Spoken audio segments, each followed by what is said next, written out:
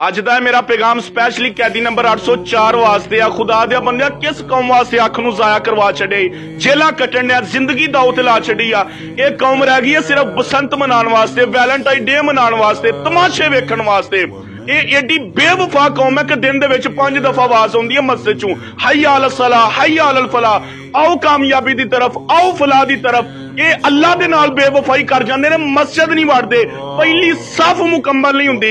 जा अपने बच्चों च वापस टुर जा, अपनी जिंदगी इन्हां कोलों बचा।